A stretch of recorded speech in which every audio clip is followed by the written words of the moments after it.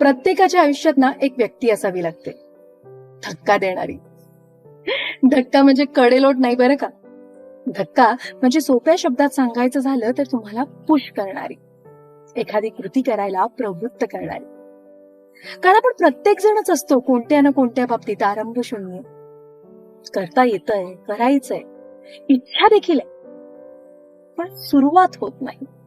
आपण आजचं काम सतत उद्यावर टाकत राहतो आणि तो उद्या कधी येतच नाही. मग अशा वेळी लागतो तो धक्का. कधी प्रेमळ शब्दांचा तर कधी टोमण्यांचा मार देणारा, कधी जहाल शब्दांचे फटके देणारा धक्का, जो आपल्याला उद्याचं काम आजवर करायला भाग पाडतो. जे आपण टाळत असतो, कधी भीतीपोटी, कधी आळसापोटी, तर कधी स्वतःवरच्या अविश्वासापोटी. पण ही जी ती व्यक्ती असते ना तुमच्या आयुष्यात, जी तुम्हाला धक्का देऊन सांगत असते की कर, पुढे हो, तुला हे जमतंय, तुला हे करता येतंय, ती व्यक्ती सतत ठामपणे तुमच्या मागे उभी असते. एक लक्षात ठेवा, ती व्यक्ती जरी तुमच्या मागे असली ना, तरी तिला नजरेआड नका होऊ देऊ. कारण तीच असते जी तुम्हाला पुढे ढकलत असते.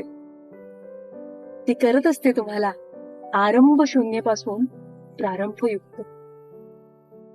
तुमच्याही आयुष्यात जर अशी एखादी व्यक्ती असेल तर तिला हे नक्की पाठवा आणि तिला सांगा, आम्हाला माहितीये तुझी किंमत.